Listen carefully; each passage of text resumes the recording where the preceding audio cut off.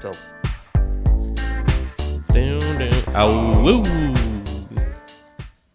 Welcome back. Me Immortals to another edition of the Me Immortals. Meanderings today. You've got me, Juan, here over in Australia. And you've got Kyrin here on Brazil, late in the afternoon Brazilian time, and just with a note that hopefully we will be continuing around this time when I get back to Australia. So it'll change to like a Sunday morning Australian Eastern Standard Time at some point. Yeah. To be confirmed. It'll shift by a couple of hours, but it'll remain around this time, which will be nice. You know, there's a little bit more consistency there. Yeah. Look, Meanderings, for everyone out there who hasn't tuned in to us before, it's just a chance for us to have an open conversation around it, any particular topics we're finding of interest or interesting things that have been going on in our lives. Once again, Kyrin's been traveling for a little while now outside of Australia. He went over to Canada, to the US. I'm wearing Peter's T-shirt at this very moment, one that was given to me. Very nice. And it is got a unicorn fighting Bigfoot on it. Unicorn riding Bigfoot. That's No, the sort of fighting. thing you can expect here. Fighting. Good grief. Even worse. So there you go. That sort of set the scene for Meanderings. Look, today, man, and you asked me what sort of topics or what are the things we wanted to talk about. And I guess I wanted to, more articulate about the friends, realistically, about making time with friends, the energy that we get to spend with friends and stuff like that, where we prioritize or who we prioritize. I don't know if this is something that has come up for you, I guess exclusively right now in your holidaying or touring around some of these places, given that you're, as you've said before here on the podcast too, a big part of your travel is to connect with people. Kind of secondary is to see things and be at the locations that you were trying to get to, etc. But I don't know, man. For me, I guess I'll start it off. One big part that I saw in August that just went by was, and I'll just explain this obviously to friends and relationships in general, but I guess I'm exclusively talking here some parts of friendship, is that as time goes on, there's just commitments that come up in life, right? Whether you go to pursue, like I kind of feel like you either pursue down the path of having kids, right? And obviously that's got big commitments, or you pursue a path of work or business and finances, and that also has certain commitments or things that can pull you away. And then you might have a third different path, I guess, obviously way more paths, but where maybe you don't do either of those, but then you're committed to something else, right? Yourself or self-improvement or, whatever, something else that commits you. In any case, as time goes on, and I saw this really, I guess, is the amount of commitments that at least I was placing on myself meant that I needed to really prioritize who I then was giving energy to or trying to connect with from various individuals and people. I've just sort of headed off with my current work as well, and one of the things that generally happens when I leave a workplace is, you go around and you say all the niceties and stuff, but in reality, and Everyone hates you. You're probably only going to stay connected to one or two people, really. The rest is going to say like, oh, hope as well. Next time I'm around the area, we have to catch up, and that's there's some truth to that, because if you do have some time, I do it for sure. But I kind of went, there's really just one or two individuals which I really like reach out to and connect and go out of my way in that, just because there's other priorities in life, not because of them, but it's just you got to prioritize, right? And if I was trying to connect with everyone who I've had some sort of good friendship with or like get along with, then I wouldn't be doing anything else. I'd just be chatting and connecting with people.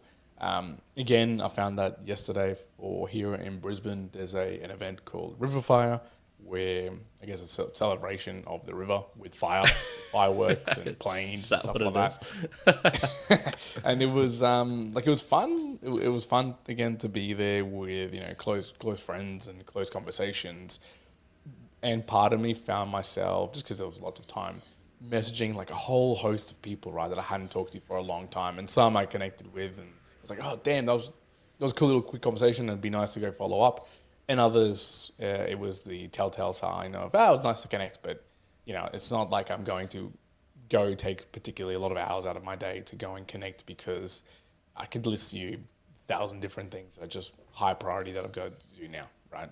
So I guess that's some of the thoughts that have been tumbling around in my mind. But I mean, for you, man, have you found any of that mentality or any of those thoughts at all, obviously in your travels, because you have so much energy right now to dedicate to friends? How much do you spend in terms of energy or time to keep some of the connections going from, other countries that you've been to before or anything like that?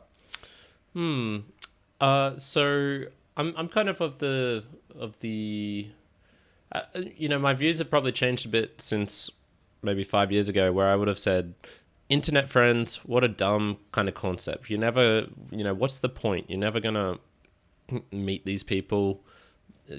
What would be the reason for going to Canada for myself, for example? I'd never particularly been drawn there, or LA. And I think one of the things that's come up in my mind is and relates to this topic, which was the training with friends. And I used to kind of think, I'm friends with these people because we have more, our ethics are the same, our beliefs are the same, or we get on in these certain ways, and this is what creates a friendship and keeps friends together. I'm much more of the opinion now that circumstance is what dictates it. So circumstance, whether it's your job, which is probably a little bit of a lousier circumstance because you're kind of forced there in a way, and most people probably don't want to be at their work.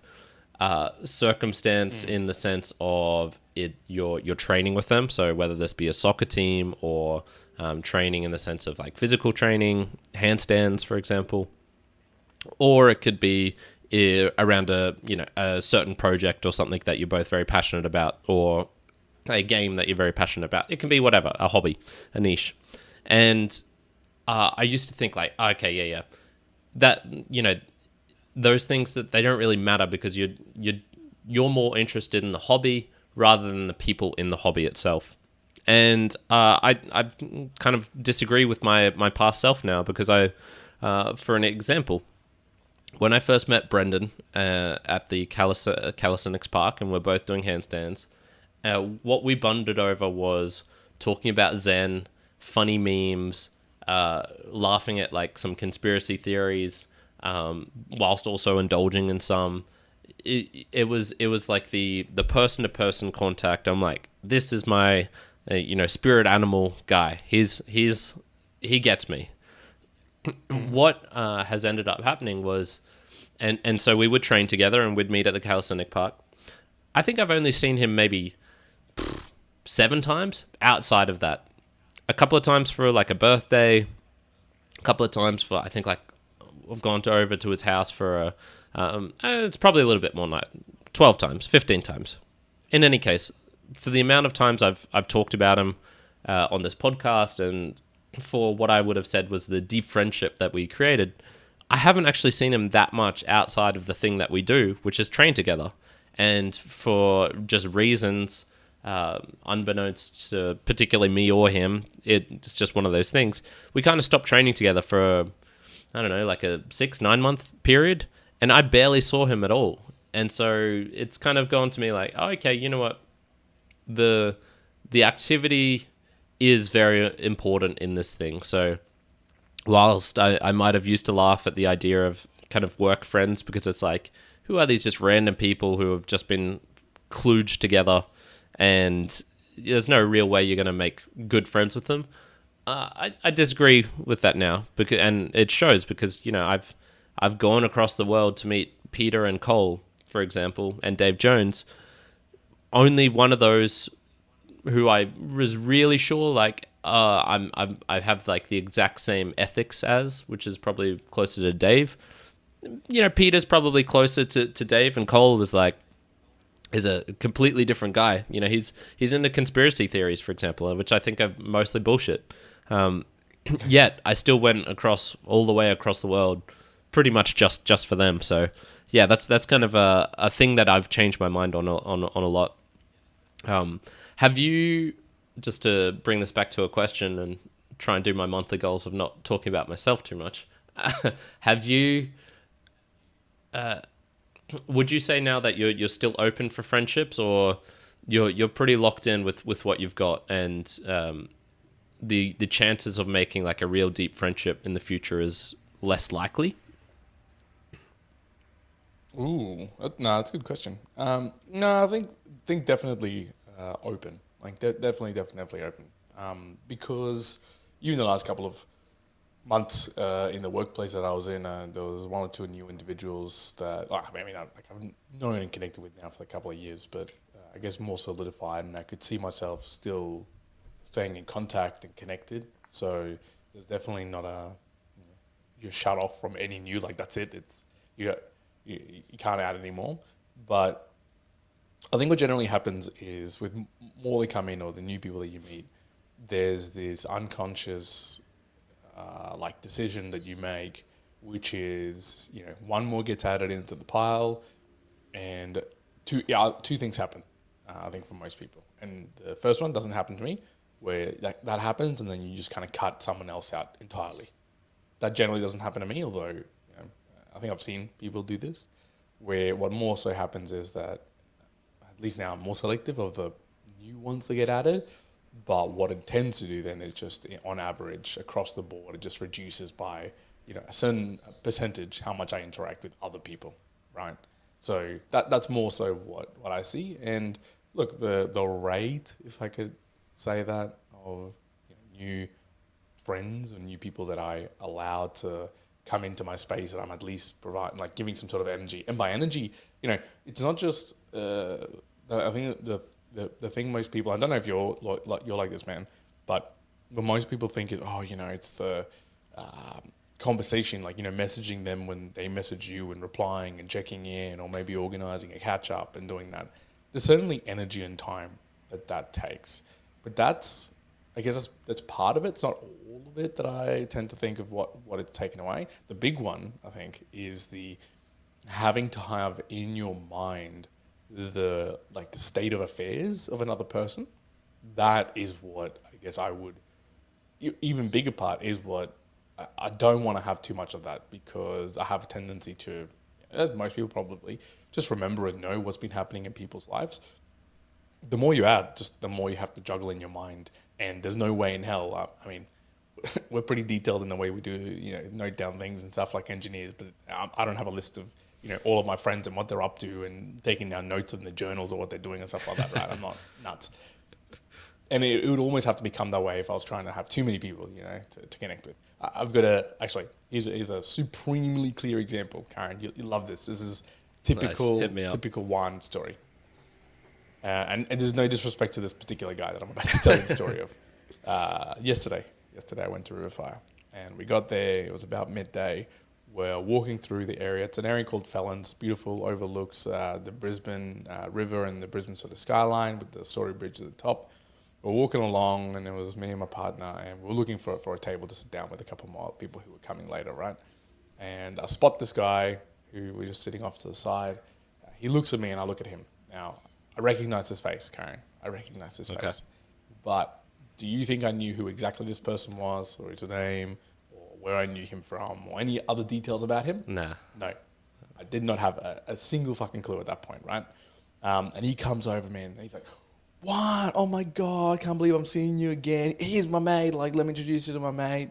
I'm trying to keep an ear out, when he's introducing himself to my partner, "Oh, what was his name? Where do I know this guy from?" And he's just telling me all these things and things that he's seen me do and training and videos and la la. And I'm like, "Oh yeah, man, good to see you. It was good." Blah blah. I kept on walking and said to my partner, I'm like, "Yeah, I have no idea who that was."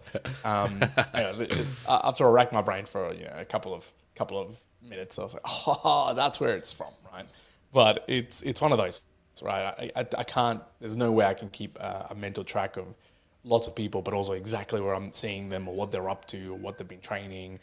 I'm also kind of like you, slightly pulling back on a lot of social media and a few other things. So I also don't. Some people will say "Oh, I've been doing this. I've been posting some of these things." I was even saying to my partner, I'm like, there's some people that just because I haven't gone on for a long time on social media, and by long time I'm talking just hours per day, I only get a select sampling of people that I follow, because I follow a lot. And so I just will end up not seeing some of the people that I've got on my social media profiles ever, because they're just all the way at the bottom of the pile and I never get to see any of their detail because the algos don't feed them to me. So there's some aspects that I just don't even know what's going on in those aspects. But that's where the energy for me, man, like that's where I go, oh, that's a concern if I had to have too many multiple thoughts in my mind about what people are going, then that becomes problematic for me. I don't know if you think about it like that at all. Oh man, no, because I don't have the what would I call it, the extroversion that you do, and perhaps Lucas does as well. I noticed this with him. He talks with almost everyone. It's just you can't, even when it's like almost a detriment to him. We'll be out training in the park and he'll see someone and this person will chat to him or he'll chat to them, and it's just like he meets so many people. I just don't do that. So I can't remember a time that I've gone out and recognized and someone's known me and I haven't really known them because of too much bandwidth or something. I would feel pretty comfortable saying that you, over the course of the last 10 years, have met, or honestly, it could be for every one person that I've had a chat with and kind of bothered to learn their name, you have probably chatted with at least 10, probably 20 or 30. Like, I think that's the ratio. So, no, that is not a problem that I that I have personally had to have. I was the same question for me of am I like open to new friendships and things like that. I think I'm slightly less now than I was, let's say 5-10 years ago, especially when I was traveling. So that was 6 years ago. But the thing that has kind of got me just thinking about the way that I interact with friends and those kind of activities, training, hobbies, whatever. It has made me go, okay, I almost need a fun kind of artificial thing to make friends now, because I'm probably not on force of character alone. Am I going to make enough of an impression upon someone? So when Lucas told me that he wouldn't be able to go to Rio de Janeiro, I almost instantly just dropped the idea of going there out of my head. It just went like, what's the point now? That would be a fantastic place to make a new friend. Go to a hostel, party environment, everyone's looking to talk with everyone, drink, have fun, whatever, beach. And none of that particularly appeals to me. The unappealing part is actually the activities, not the making friends with new people part. And another a similar thing, I guess, with restaurants, even the Uber today. So I was going to talk about how I was going to be cheap on the monthly goals and forgot to include this in. So today I'm feeling a little bit sick, and normally to get to the place that I train, it's probably a half an hour walk. I know it's a half an hour walk. It's a bit more, 35 minutes, 40 minutes. I have measured this. And usually I know it's better to do that and take an Uber to get there, because even just the walk there itself kind of like, I wouldn't say it tires me out, but it kind of distracts me, I guess, from the impact of like immediately getting to a new place, getting into workout mode, starting a stretch, and then go. And yet today, when Lucas wasn't here, he's away in Sia Noche, I got out of bed, I'm like, all right, I'm going to go train. I get out the door, and in my head, I'm like, I'm going to call an Uber. And then there's two things that stop me. One, I didn't want to pay the $2.50 Uber ride to get there. The other part was also like, I just don't want to talk to this person because it's just a random Uber person. Like I don't really get joy talking from random people in cars. But if it was a random person at the park who was also training or stretching or doing something, those are the interactions I do enjoy. And so it's almost like I need the fun artificial thing that I'm already interested in. So, language learning, yoga, stretching, fitness, a little bit of dancing every now and then. Those are the things that I really enjoy. And this is also why I didn't go to Rio de Janeiro, because it was just like, there's not that much of those things there to really get me motivated to meet those new people. So yeah, I do think it is the once again, honing back on this artificial sort of activity that allows me to make friends. And then it's like, character and beliefs and compatibility with personalities and things like that. That's all the stuff that then comes afterward. So with all of that being said, it kind of makes me think, if I come to, so I'll ask you this question. If I was to meet, the love of my life in the next year, and let's just say it's in Australia, where do you think I would meet her, Juan? And what percentage probability would you put on various locations? I would say I'd put down a 40. No, higher. I'm going to say higher because I'm just thinking of where you spend most of your time as well. I'd probably say a 50% chance out in a park somewhere. Out in a park, outdoors, near where you're doing handstand work. Especially if you're out in a relatively more busy environment, I'd probably say that's going to be the case. You're currently, I don't know what the temperatures in Brazil are at the moment, man, but it's beautiful. It's going through a very heavy heat wave at the moment. Actually, it was 35 degrees yesterday, dude. And Damn. It was beautiful. It wasn't in humid. winters. It was just beautiful. Wait, is it still winter? Beautiful weather last sort of week. No. I can imagine you being out, doing some handstand work by the river or something, and someone stumbling by and having a chat with you. That would probably be my overwhelming 50% plus type of probability where you meet them. I'm gonna give 30% at a gym, like the Total Fusion or something like that, and then 20% through a friend. I'm going to say that's going to be someone, so you going to some of your existing friends and them connecting you because they know you, or you just meet them through that path that's independent of location. That I'm going to say those are your, I believe you blew your numbers because maybe the traditional way that people might hear you go to the club and you feel, man, Kyrin's not going to find a girl in the club. That's not happening. That wasn't happening when he was 25, and it's not happening in his 30s. Peter said in the chat, don't say brothel, don't say brothel, don't say brothel. Phew. Pretty close. I would actually reverse some of the ratios around. I think in a gym, the Total Fusion, it's probably much higher. Out in a park, also very much in the double digits. If I had to chuck stuff to it, I'd say 60% Total Fusion, 30% a park, and then 25% in a park, 10% in a kind of random location I've been dragged to with perhaps other friends, or it's a sort of a side hobby.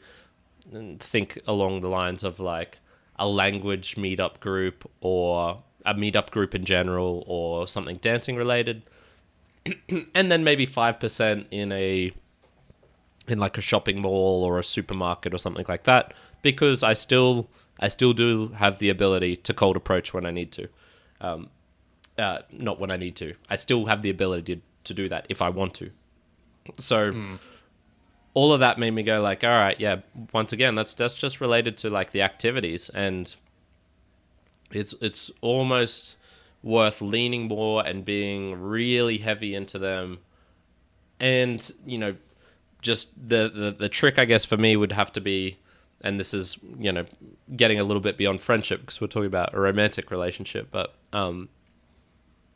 allowing the activity to not dominate, or I guess stopping the activity from dominating. So there have been periods in my life where it's I'm going to do handstands, don't talk to me. Don't fucking get away from me. I don't want to hear your bullshit. I don't want you to look at me. I don't want anywhere near me. I'm here to train. And there is still part of me in that where it's like that dedication and that seriousness is still there. But I'm recognizing like you can have little intensities of that. It doesn't need to be the entire time that you're at the gym. So if you're at the gym for 4 hours, you don't need to be like that for 4 hours. You can relax that a little bit. So yeah, that's kind of what I was thinking. I saw a Boostagram from Peter come in just then, and this is actually related to the last topic or point that I wanted to make to this. I was inspecting my new scar that he's given me. It's like a tiny little pink mark on my skin. Will it actually scar? I'm not too sure. And I was taking my shirt off, looking at my glorious, handsome body, and I'm like, oh, you know what? I should do a scar count again, and be like, how many do I have, and where did these all come from? And I was starting to go, okay, I've got this one on the top of my head, I've got one like by the side here, I've got one under my chin, got one here, got one on my hip, and I'm like, holy crap, all of these are coming from things that I did with other people. It's like activities and friendships. Peter shot me. These ones were from like climbing in the backyard with friends, playing soccer with my friend on my ankle, playing rugby or it was like touch rugby on a basketball court. Great idea, kids. In high school, there was this one. And there's only like one or two which were like slight cosmetic things that I wanted to get through, like a mole on the back of my head or something like that. Everything else was through activities with friends. So not only do I say these beliefs, but they're ingrained in my body because all of my scars are pretty much from that. Well, stories, man. Stories as well. You mentioned you call out obviously the Boostagram. Should we jump into the Boostagram? Yes, please do. Please do. Yeah. Let's just take a pause here. Boostagram Lounge, folks. So just a chance for us to just give shout outs to the people who have been sending through some Boostagrams, usually with some messages attached. It's really the best way that we'd like to see the support coming through. Kyrin's talked about it on the podcast, but he's connected with a few of these individuals, obviously in person. Some we've talked to online, but obviously seeing them in person is a whole different thing. So again, if you are sending them through, it is very much appreciated. There's also streaming sats that come through as well. We don't necessarily call them out, but we do. We call those out in the monthly goals every now and then. Correct. So let me just go through a couple of them. I've got from the 25th of August, so this is the last time we called them out. We went from Dave. He sent through Kyrin. Melissa and I are eating at Rougarou. I'm assuming that's how it's pronounced. Yeah, right now. Yeah, that's it. I'll have some gumbo in your honor. Nice. 22,000. That's 2,222 sats sent using Castomatic. What the hell's Rougarou? Rougarou's the restaurant that he took me to for the one night that I was there. Right. It was great. Yeah, I tried gumbo there. I tried. I basically asked them like, what's like Alabama food that I can go to and experiment. He's like, yeah, this place is pretty good. So I had gumbo. I had it was like a sausage type thing. I can't remember the name of it. And there was another thing as well. So it was a great restaurant. I really enjoyed it. So yes, thank you, Dave. I'm glad. Enjoy that gumbo. Now we got one from McCormick. Sent through that earlier today for us. It says, your food experience in the US is funny. You were looking for sweets, but American junk food is everything else besides the sweets. If you ate 3 meals and multiple snacks with a soda and a sugary Starbucks every day, then you would understand American food culture.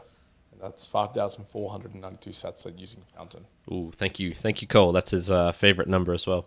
To my shame, I did not go to a Starbucks whilst I was there. The trip was wasted. Yeah. Well, no, I'll pull you back. I think the Starbucks in a lot of places across the world are pretty much the same. It's not that. It's like a McDonald's. Yeah. Yeah, I've had Starbucks in the US, here in Australia, over in Hong Kong. I've had it in like different countries, man. It's about the same everywhere. Yeah, well, they're all. I mean, it's coffee. I'm just not going to drink it, even if it's the pumpkin spice latte is to die for. I'm just not going to enjoy it. I had it was a little protein drink the other day, and it was the one that I really like hasn't been there, so I was like, all right, I'll try this other one. It's the exact same flavor. It's just got cappuccino written at the top, but there's nothing else in it that describes that it should be coffee-like. So I got it, and I'm like, all right, I'll just give this a try. And there was only a very slight taste of coffee in it, and I still was just not impressed. Nah, not going to do it again. So, yeah, unless Starbucks has really good cookies or muffins, which I'd never heard about, I've done okay. But yeah, that's it's a good point. The meals that I ate were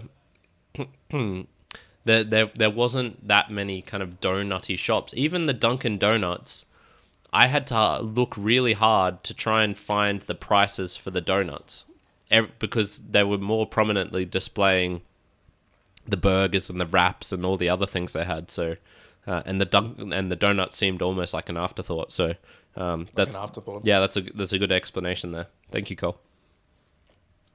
Beauty, and then last one here we got one from Peter. This one came in live. This was a in the moment live one. He says like he hasn't shot Kyrin, so that's what prompted us to get into the Boostagram. But yeah, feel free take a shot of Kyrin. Yeah, why not? See him next time. It seems like he enjoys getting a little bit of extra lead coming at him. So he also says girls love scars. You're welcome. So thank you, Peter. Exactly. That is another bonus. Now Kyrin's gone from -3 to -2. Well done. So that's 2,222 sats sent using Fountain. Appreciated that, Peter, Cole, and Dave. So yeah, very much appreciate the support. The three people who I traveled to the Americas to meet. So there you go. They all popped up. What is this about an unextraordinary life? Yep. So getting onto the next topic. So if you checked out the latest book reviews, I did one of The Woman in the Dunes by Kobo Abe. And if you haven't heard that before, and I'll give a quick recap, was basically like unextraordinary Japanese man who's living a rather sad and pitiful life, goes into these sand dunes to collect some beetles. He ends up getting captured by this village and basically forced into a hole into one of the dunes. And when I say a hole, imagine like This Is Sparta type hole. A big hole, even bigger than that, with enough room for a house down there. It's probably like 20, 30 meters high.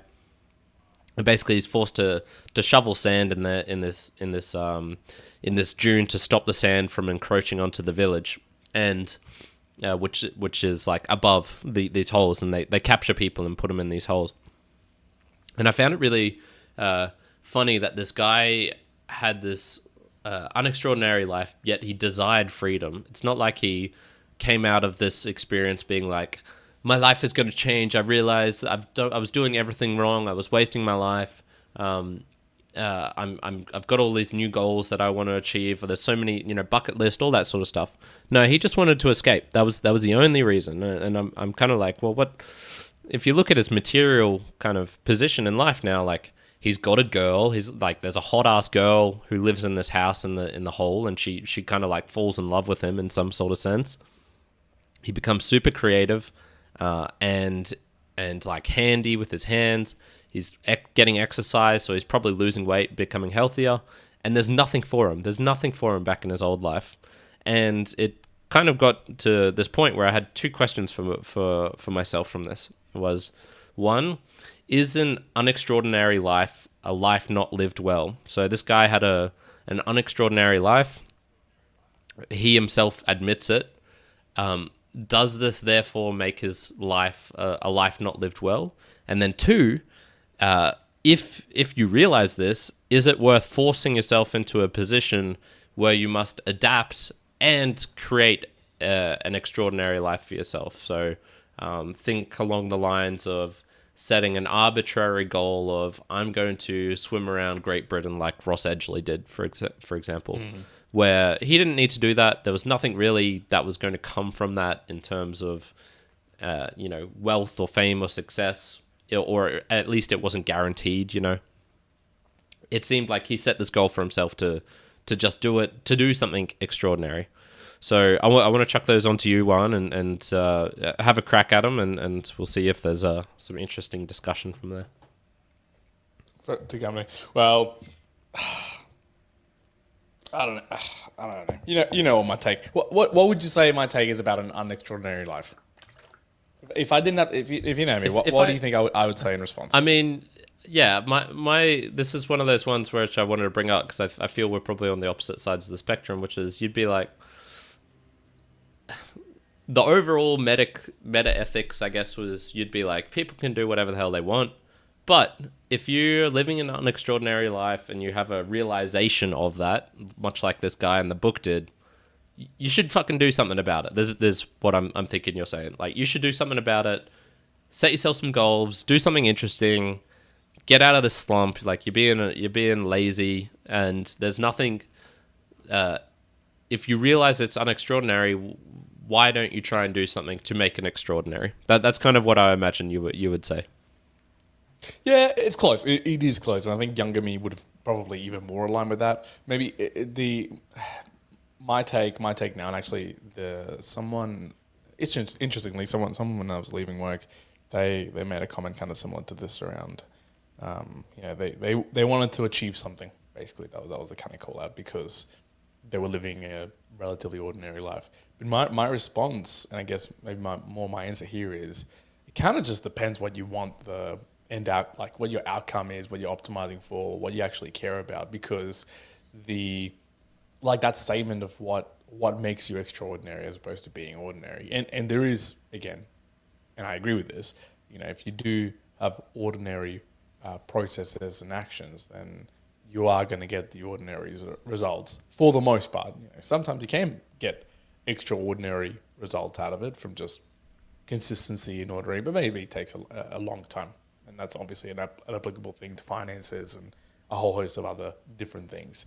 But no, man, one thing I was saying to him was, just because it is ordinary doesn't mean that it's bad. Doesn't mean that it's wrong. It can just mean that that's what you optimize and you feel content with, and that's totally fine. Like, there is no need to be extraordinary in the sense of, be the Steve Jobs or be the best handstander in the world or do all these particular lifts. There is joy in being and existing and being content with that. And I think for most everyone, maybe they just be like, it's fairly ordinary, maybe a little bit above ordinary, but the process that you take is ordinary. I think I'm swinging a little bit towards that's okay. But if you feel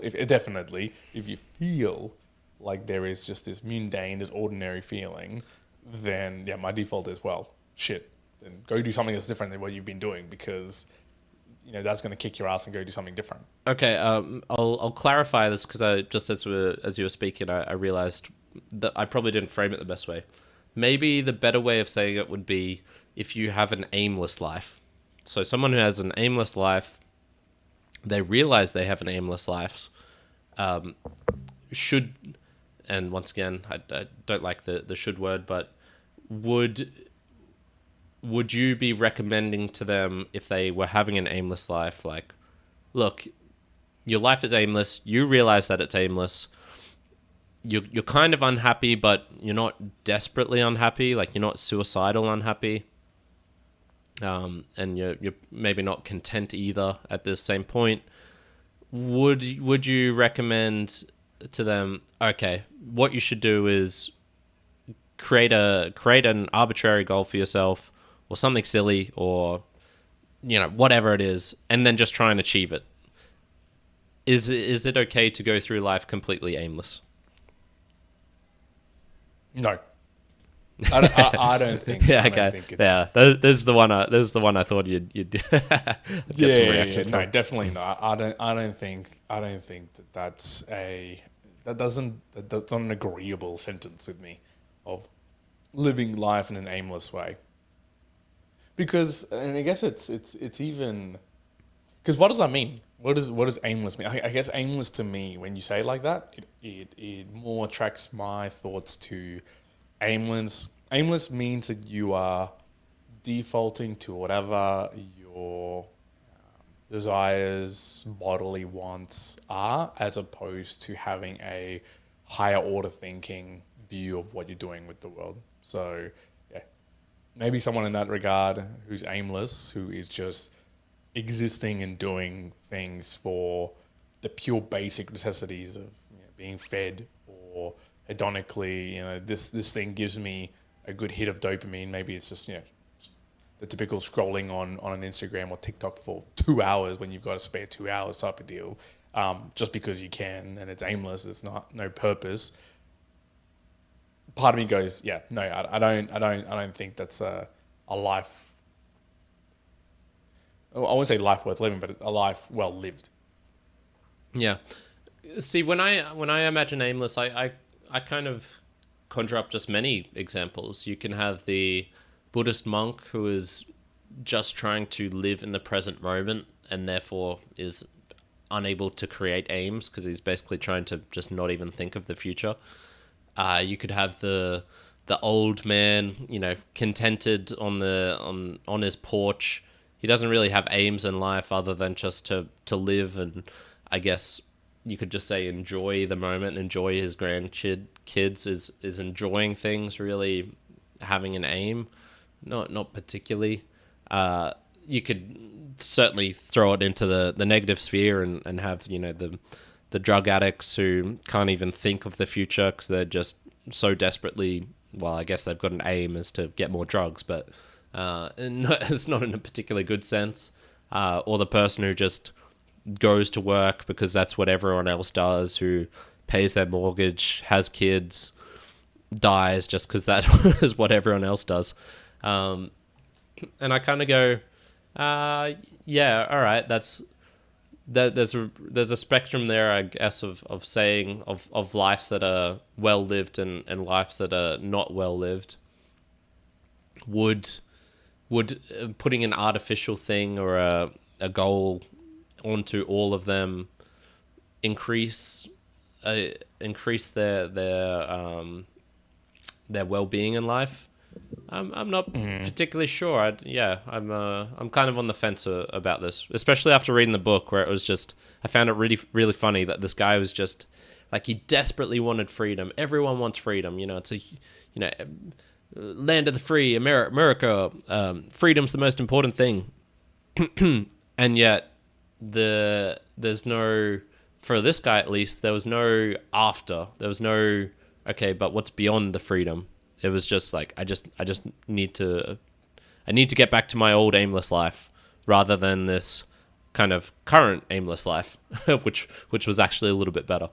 So I just found, I found that funny. Yeah, but and I think that's just the simple view, I guess I'd take it, is that if you're aimless, then you want to be aimless and forced into a direction by like societal needs or a less freedom, or like at least you get to choose. It's really hard to have an aimless life because even in those examples I gave, there was the drug addict trying to get drugs, that's an aim. The person who is doing or getting the mortgage, having the kids just because societal expectations. There are some aims, so it's maybe like at least you can choose the aim, have a little bit of pre-thought behind it, and choose one which is perhaps more suited to your personality, will lead to some better outcomes for health-wise or financial-wise or relationship-wise. So maybe in that case it is better to choose something artificial, and at least you're choosing it, Yeah, well, I guess that's how I was trying to separate it. Where in that definition of aimless, it's if you're aimless is just the pure necessities or demands that you want because of whatever addiction or hedonic things that you want to be doing to increase what feels good in the moment. But to be truly maybe it's better word of like purposeful in a higher order thinking, in a way that you plan out that you want to go and do things, and you're putting in actions in place to achieve something else into the further field. But I guess I don't necessarily also think that the two are connected in that, as you said, is an aimless life good? No. But I also don't think that if you have a purposeful life or a driven life or a strategic life or whatever, setting that up, that doesn't also mean that you'll have an extraordinary life. For anyone else's context, someone else might just be like, oh, well, that just seemed like a normal life or a boring life or how sad and whatnot. But I think as long as the purposefulness that one derives then leads to more contentment within oneself. I think that's the aim of what I was saying. Not to be aimless, but I wouldn't connect that so directly into the being extraordinary or just ordinary. Bringing this back to, I guess, myself and a concrete example. When I was in Montreal, I had this just thought of like, oh, okay, I'm literally wandering around this city aimlessly. There's no point to this. Did I mention that I stumbled into like the open day of a university last time? There was No, McGill, so. the university there. I think it's the biggest one in Montreal. I saw all these people just walking up to what I thought was the Montreal, the hill, and I stumbled into their open day. So I was just surrounded by all these, teens. And I'm like, oh, okay, damn, they are. That was actually kind of shocking in the sense of like, whoa, all of these people are in a completely different stage of their life than I am. These are like kids who are just everything is going to be new for them. This is going to be, the next 3 years is going to be 4 years is going to be a ton of bricks has hit them. Whereas for me, it's like, here I am just wandering another city aimlessly, just because I don't really have anything else that I want or need to do with my time right at this moment. And that experience did kind of make me go like, you know what? Maybe I should have a bit more direction at this moment because, what the hell am I doing here? What am I doing in Montreal? What I was doing there was trying to kill some time because Canadian Air Canada, not Air Canada, it was actually United, lost my bags. But, yeah, but that was no reason that I couldn't have done more productive things with my time or whatnot. But I also was enjoying it. I was also like another part of me was also like, oh, this is cool. Get to see Montreal. I'll be able to say that I've seen like 2 Canadian cities now. And there are parts of me that enjoy arbitrary things like looking up what's the exotic food from this country and trying it out. Like for me, it's fun. It's fun to say that I ate a beaver tail in Canada. That's a fun thing for me to say. There's no deeper meaning behind it other than is like, yeah, I did that thing. So if I meet someone from Montreal or from Canada again, I'll be like, I ate a fucking beaver tail while I was there. Have you ever had one? So, yeah, I don't know. Just random thoughts pop into my head about this stuff. Do I feel my life is aimless per se? Not really. But it did also make me reflect like, okay, there are a couple of things I really want to do. And hints to the next year's yearly goals. The one-arm handstand is an artificial one that I've absolutely created for myself, but it's like, I want to do that thing. And then the other one is the having kids, a partner, that more family life. Because I can certainly see... how when there's some people where they don't have kids, they're in their like 40s or usually 40s, they've got a partner and both of them don't want kids and they can be really successful. The one who's jumping to my mind now is Raul Pal, who is like a macro guy, and I've been watching a bit of his stuff recently, and with him I go like, if I was in my 40s and I didn't have kids and or even 50s, I'm not sure how old he is, I think I would be struggling to find a bit of purpose in life. And what I see with people with children is like, it gives you a whole lot of purpose, at least for like 20 years. And then you have this kind of phenomenon of people who, the kids leave the nest and then they're just like, well, shit, what do we do now? Oh, well, let's get divorced because they've lost all the meaning in their life. So yeah, that's a whole ramble there. Do what you will with that. I get what I get what you mean. I get where you're coming from. The reality, like, let's be practical, right? It's all effective philosophy, like real philosophy, actionable philosophy, is that at the end, like when you get all as old as you want, and when you're really reflective, when maybe you don't have as many options, right? Because the amount of percentage of life and possible paths that we have right now is still so much, right? But as you start dwindling them down, the possibilities, and that's when you start looking back and finding regret or something else. I think it's easy to validate, I guess, the life that you had if you had purpose versus being aimless. So, if you get to the end of life and you were fairly aimless, you just lived life and you did the things that either, and by aimless here is, you didn't create them. So either it was just pure like animalistic drive, or it was societal construct driven. And by that I mean, the usual. I've been told to go to university and get a good job and work 9 to 5, or try to go up the corporate ladder and then go do this and travel and all that sort of stuff. And you'll get to the years go by and you reflect back and you kind of go, shit, a lot of this was aimless in that it wasn't constructed by you. You didn't yourself craft, I guess, a life that you really realistically wanted to live.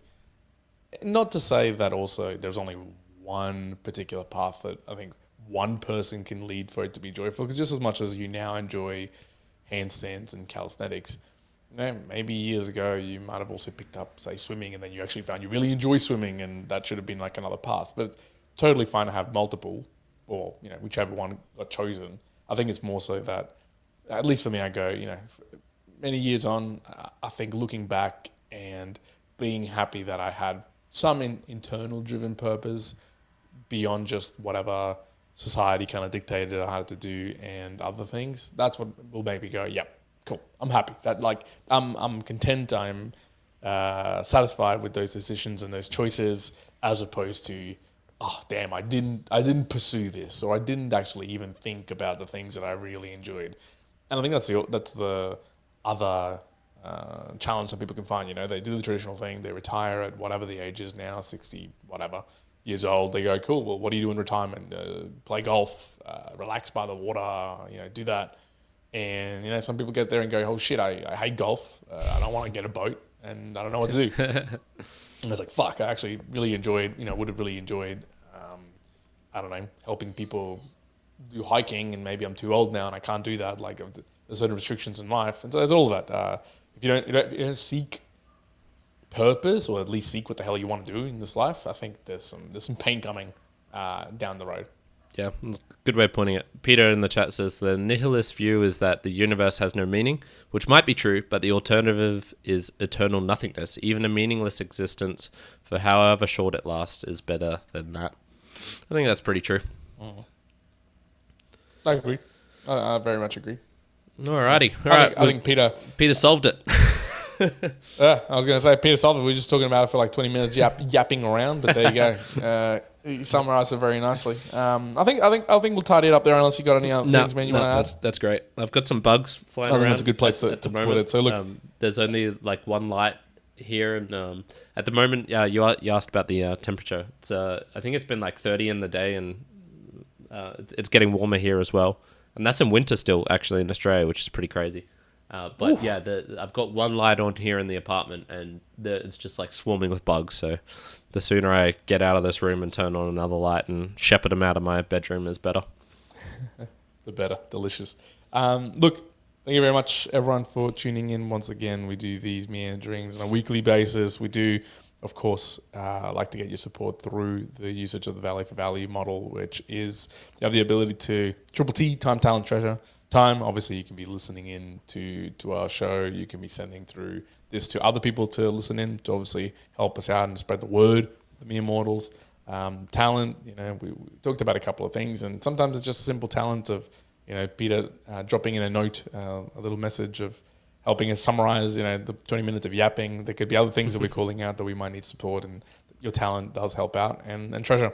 So it's streaming through some Satoshis or sending through a Boostagram. Again, we've read out a couple of them from Cole, from Peter, from Dave, and it's just the way that we like to uptake the support as well. You can also send through some dirty fiat money as well. We have the link there for the PayPal if you want to do that. I haven't even checked whether there's anything in there or not. There was once upon a time, so nice to see some usage, but of course there's that as well. Yeah, look, we appreciate all the support that's come through. We are probably going to get back more into the swing of things. We talked about this. There's just been some in October things to next weekend. I'm probably going to be in Mandalay, and there's a very decent chance I'm not going to bother to bring all my equipment and stuff. So I'll let you know for next weekend whether we do it or not. No worries. And even for next weekend, I'll have the my August summary that I'm going to do. So okay, I'm cool. committing myself to getting that out if needed anyway. So that's not a worry. Brilliant. Beautiful. We'll leave it there. Me, Immortalized, Peter, everyone else who's been tuning in live. Thank you very much for tuning in. Wherever you are in the world, be well. Immortalized Juan out. Kyrin out. Bye. Bye.